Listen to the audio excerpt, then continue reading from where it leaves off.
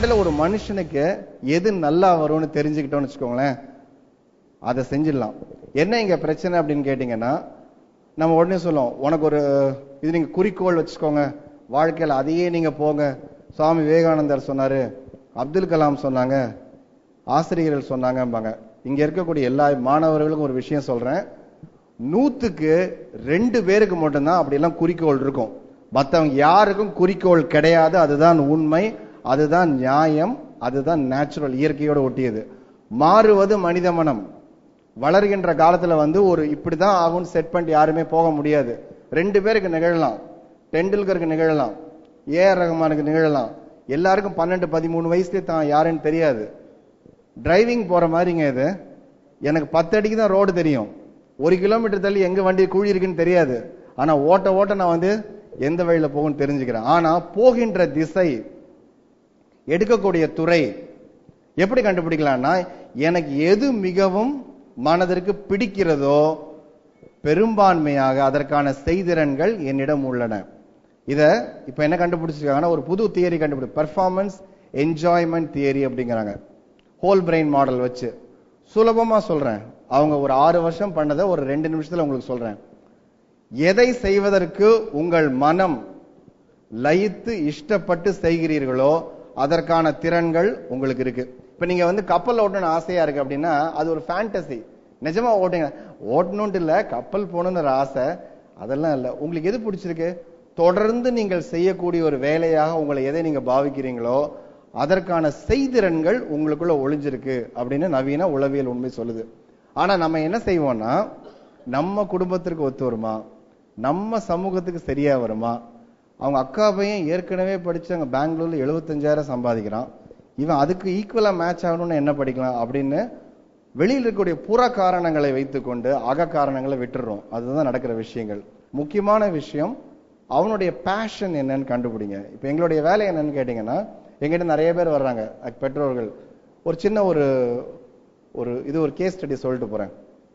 ஒரு டாக்டர், மிகப்பெரிய டாக்டர் சென்னையில, அவருடைய பேர் சொல்ல விரும்பல, அவருடைய மகள் அழைச்சிட்டு வந்தாரு, ஒரே மகள். அவர் பெரிய டாக்டர், கிளினிக் வச்சிருக்காரு. அவங்க அப்பா பெரிய டாக்டர். ஸோ ஒரு 50 ஆண்டு கால கிளினிக்கல் பிராக்டிஸ் அவங்க கிட்ட இருக்கு, பெரிய ஹாஸ்பிட்டல் இருக்குது. இந்த பொண்ணுக்கு என்ன பிரச்சனைன்னு கேட்டா, எல்லாமே நல்லா வருது, எல்லாமே நல்லா வருது, படிப்புல நல்லா இருக்கு, 98 மார்க் பக்கம் வாங்கிட்டு இருக்கா, ஈஸியாக மெடிசன் கிடைக்கும், பணம் இருக்குது, பிரமாதமா படம் வரைகிறா, மியூசிக் ரொம்ப நல்லா இருக்கு, நல்லா பேசுறா. she also wants to start a business. இப்போ நான் இவளை எந்த குரூப்ல சேர்க்கறதுன்னு கேட்கிறாரு. இதுல நான் என்ன குரூப்ல இவளை சேர்க்கறது? எனக்கு எல்லாரும் சொல்றது என்னன்னா, அப்பா டாக்டர் நீங்களும் வந்தீங்கன்னா உங்களுக்கு. அவர் என்ன சொன்னாரு, எனக்கு தெரியல, அவளுக்கு எது தேவையோ அதை செய்யலாம். அவ கேட்டா என்ன சொல்றா, எனக்கு தெரியல அங்கிள், எனக்கு எது எடுக்கணும்னே தெரியல, உண்மையிலேயே தெரியல. இப்ப 5ல் 1 தேர்வு அப்படிங்கறத விட 5ல் 4 விடுபடணுங்கிறது சிக்கலான விஷயம். வேண்டான்னு ஒண்ணு உதறி தள்ளுறப்ப என்னன்னா, நாளைக்கு ஒருவேளை அது கரெக்டா இருந்திருக்குமோ அப்படின்னு ஒரு மனசு சொல்லும் பாத்தீங்களா. அப்போ அவங்க எங்கிட்ட வந்தாங்க, நாங்க அவங்க கிட்ட நிறைய டெஸ்டிங் எல்லாம் பண்ணி பேசி கடைசியில அந்த பெண் முடிவெடுத்து, எங்களோட வேலை முடிவெடுக்கிறது இல்ல, எங்களுடைய வேலை இது கண்ணாடி மாதிரி, கண்ணாடியை வச்சு நீ இப்படி இருக்கேன்னு காமிக்கிறது மட்டும் தான் எங்க வேலை, அதை பார்த்து முடிவெடுப்பது அவங்களுடைய வேலை. அந்த பெண் எடுத்த துறை இசை. இன்னைக்கு ஆல்பம் போட்டாச்சு, ஏஆர் ரஹ்மான் அளவுக்கு பாடியாச்சு, உலக புகழ பெற்றாச்சு. பேர் யாரும் முடிஞ்சா கண்டுபிடிச்சுக்கோங்க. என்னன்னு கேட்டா, அவர்களுக்குள்ள இருக்கக்கூடிய ஒளிந்திருக்கக்கூடிய அந்த பேஷன், அது என்னன்னு கண்டுபிடிக்கிற சூட்சமத்தை மட்டும் தெரிஞ்சுக்கிட்டோம்னா ஒண்ணுமே வேண்டாங்க. நான் என்ன சொல்றேன், எல்லாருமே நீங்க ஒரு சைக்காலஜிஸ்ட் கிட்ட போகணும், நீங்க டெஸ்ட் எடுக்கணும், அசஸ்மெண்ட் பண்ணணும் நான் சொல்லவே இல்லை. குழந்தைங்க கிட்ட மனம் விட்டு பேசுங்க. எந்த வேலை செய்யறப்போ அந்த குழந்தைக்கு அலுப்பு தெரியலன்னு பாருங்க. சொல்லுவாங்க, நாள் பூரா விளையாடுறான், புஸ்தகத்தை எடுத்தாதான் தூக்கம் வருது. நாள் பூரா விளையாடுறது சந்தோஷமா இருக்கு, புஸ்தகத்தை எடுத்து திறந்தாலே வாத்தியார் மூஞ்சி ஞாபகத்துக்கு வருது. அப்புறம் என்ன வரும் அவனுக்கு அலுப்பு வராம? சோ அவனுக்கு எது இயல்பாக வருகிறது சொல்லுங்க. ஏங்க ஆடிக்கிட்டே இருந்தா என்னங்க பண்றது, இதை வச்சு என்னங்க பண்றது? அப்ப சொல்லுவாங்க, நல்ல வாய் மூடாம பேசுறாங்க, வேற ஒண்ணும் தெரியலங்க. இன்னைக்கு அதாங்க கஷ்டமான விஷயம். இன்னைக்கு பேசுங்கிற காலத்துல எல்லாம் பேசாம விட்டுட்டு இன்னைக்கு 50 வயசுல எங்கிட்ட கிளாஸுக்கு அனுப்புறாங்க. எப்படி மேடையில பேசுறதுன்னு ஒரு ஆள் 56 வயசுல கத்துக்கிறாரு. எத்தனை நாள் அவருக்கு சர்வீஸ் இருக்கணும்? 2 வருஷம். இதுக்கு கம்பெனிகள் பண செலவு பண்ணி 56 வயசுல எங்கிட்ட அனுப்புறாங்க. லீடர்ஷிப் எப்படி பண்ண, தலைமை குணத்தை ஏற்படுத்துவது எப்படி, எப்ப சொல்லி தரணும்? 10 வயசுல சொல்லி கொடுங்க. ப்ராப்ளம் ஹேண்ட்லிங், திரும்பவும் சொல்றேன், இதே வாட்டி தான் இதே விஷயத்த நான் வந்து போன வாட்டியும் பேசினேன். வகுப்பறையில் சுமாரான குழந்தைகள் வாழ்க்கையில் சிறப்பாக வருவதற்கு காரணம், பிரச்சனைகளை வகுப்பறையில் சந்தித்து சந்தித்து அதை எப்படி கையாளலான்னு உள்ளே கத்துக்கிறது. ஒரு வாத்தியார் திட்டினா என்ன சொல்றது, அப்பா கேட்டா என்ன சொல்றது, இதை எங்க மறைச்சு வச்சு கையெழுத்து வாங்குறது, இல்ல அம்மா கிட்ட சொல்லி அப்பா கிட்ட கொண்டு போறதா, இது அத்தனையும் வச்சுட்டு ஒரு பாக்கெட் பண்ணி இந்த ஆள்கிட்ட வாங்கணும்னா நான் என்னென்னலாம் யோசிக்கணும் அப்படின்னு வாழ்க்கைக்கு தேவையான சகலத்தையும் அது கத்துக்குது.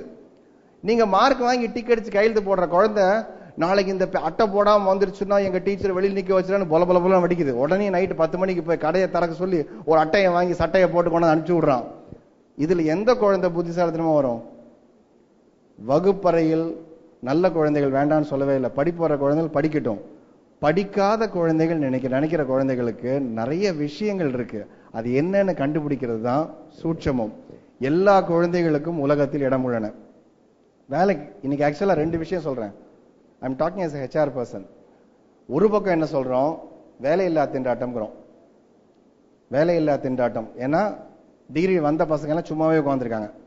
இன்னைக்கு பாதி பேர் MBA படிக்கிறதுக்கு காரணம் என்னன்னா வேற என்ன படிக்கிறதுன்னு தெரியாதனால. அப்புறம் அவனே சொல்லுவான், படிச்சிருக்கங்க ஆனா சரியா இல்லைங்க. அவனே சொல்லுவான், ஏதோ படிச்சிருக்கங்க அப்படியே அங்கேயே.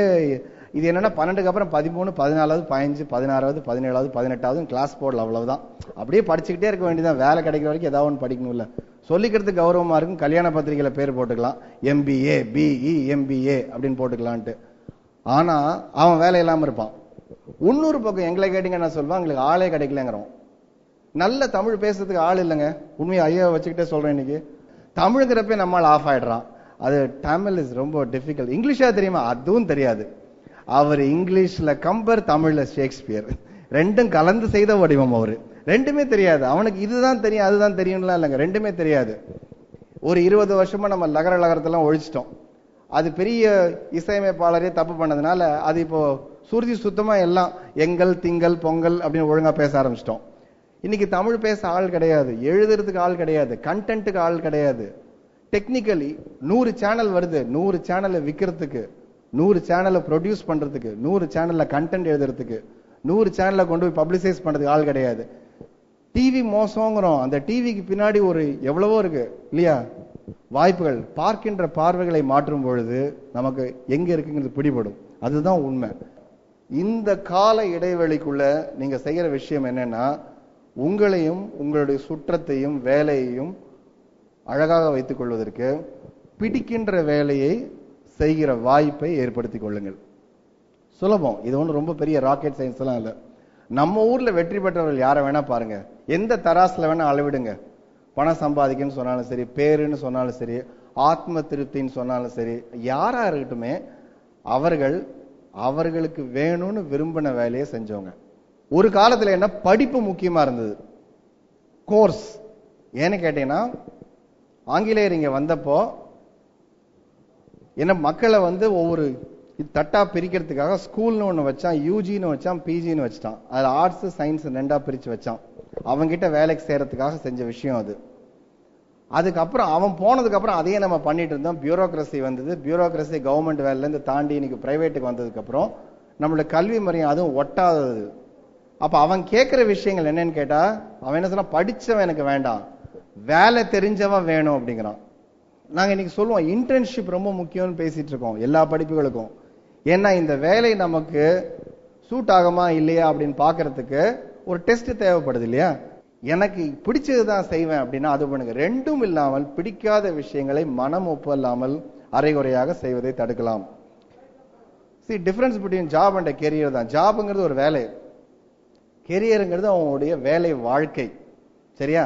ஒரு தடவை செய்யறது வேலை, தொடர்ந்து ஒரு இடத்துல இருக்கணும்னா you need to work on your career. அதுக்கு தேவை இந்த பேஷன்ங்கிற விஷயம் தான். ஸ்டீவ் ஜாப்ஸ் சொன்ன விஷயம் தான், நான் அப்ப சொன்னதே தான். என்ன சொல்லனா, உங்களுடைய வாழ்க்கையில பல காலம் கழிவது நீங்கள் வேலை செய்யும் இடத்தில். வேற எங்கேயும் சந்தோஷமா இருப்பதை விட முக்கியமானது வேலையில் நீங்க சந்தோஷமா இருக்கிறது. வேலையில சந்தோஷமா இல்லைன்னா வாழ்க்கையில கண்டிப்பா சந்தோஷமா இருக்க முடியாது. உண்மையா ஒண்ணு சொல்றேன், இது என்னுடைய ஒரு சின்ன ஒரு விஷயத்த சொல்றேன். ஆரம்பத்துல நான் சேர்ந்தப்ப சைக்காலஜி படிக்கிறியாப்பா, ஏன்ப்பா வேற கோர்ஸே கிடைக்கலையா அப்படின்னு கேட்டாங்க. ஏன்னா எங்க இதுல எப்படின்னா, இன்ஜினியரிங் கிடைக்கல, பிகாம் கிடைக்கல, எக்கனாமிக்ஸ் கிடைக்கல, சயின்ஸ் ஈவினிங் காலேஜ் கிடைக்கல, எதுவுமே கிடைக்கலன்னா ஒரு 3 கோர்ஸ் சொல்லுவார் எங்க பிரின்சிபல் அந்த காலத்துல. இங்கிலீஷ் லிட்ரேச்சர் எடுத்துக்கிறியாப்பா, சோசியாலஜி எடுத்துக்கிறியாப்பா, இல்ல சைக்காலஜி எடுத்துக்கிறியாப்பா. என் கூட வந்து சேர இங்கிலீஷ் லிட்ரேச்சரும் நம்மால் பயந்துருவான். அந்த லிட்ரேச்சருங்கிற வேலை எல்லாம் வேண்டாம், இந்த சைக்காலஜி சைக்காலஜி கொஞ்சம் பந்தாவா இருக்கு, அந்த பேரே கொஞ்சம் பந்தாவா இருக்குன்னு எடுத்திருப்பான். எங்க 20 பேர் கிளாஸ்ல 18 பேர் சைக்காலஜி பிஸ்காலஜின்னு சொல்லிட்டு சேர்ந்தவங்க. முன்னாடி பி இருக்கிறது சைலண்ட்னு தெரியாம சேர்ந்தவங்க தான் எங்களுக்கு. பிஸ்காலஜி இல்லைன்னு தெரிஞ்சோடனே, அட பாவி இது பிஸ்காலஜி இல்லையா, இது சைக்காலஜியா, அப்புறம் ஏன்டா முன்னாடி இதை போட்டீங்க அப்படின்னு கேட்பாங்க. இப்படி இருந்த நிலைமை போய் எங்கிட்ட தெளிவா ஒருத்தர் சொன்னாரு, சைக்காலஜி சேர்ந்துட்டீங்க, ஒரு 10 வருஷமாவது நீங்க இருந்தாதான் உங்களுக்கு ஒரு வேலை கிடைச்சு வாத்தியார் ஆகி, நீங்க வாத்தியாரா தவிர உங்களுக்கு வேற வேலையே கிடையாது அப்படின்ட்டாங்க. நான் 5 வருஷத்துல கல்யாண திட்டம் அப்பவே வச்சிருந்தேன், ஆள் பார்த்து ரெடியா. என்னடா நம்ம உள்ள வந்தோடனே 10 வருஷம் இது நமக்கு ஒத்தே வராதுடா இந்த ஏரியா நம்மளுக்கு அப்படின்னு. தொடர்ந்து உடைச்சு பாத்தீங்கன்னா கல்வியிலிருந்து, ட்ரைனிங்ல இருந்து, மேலாண்மையில இருந்து ஒவ்வொரு ஃபீல்டா வெளியில வந்து எந்த ஃபீல்ட்ல சம்பாதிக்க முடியாது, பேர் வாங்க முடியாது, வேற வேலை கிடையாதுன்னு சொன்னாங்களோ அதை தவிர எல்லாமே செஞ்சுட்டேன் நான். ஒரே ஒரு விஷயங்க, நீங்க செய்யற வேலையா நினைக்காம அது ஒரு ஹாபியா நினைச்சீங்கன்னா வாழ்க்கையில எல்லா நாளும் ஹாலிடே, அந்த ஹாலிடேல பணம் சம்பாதிக்கலாம்.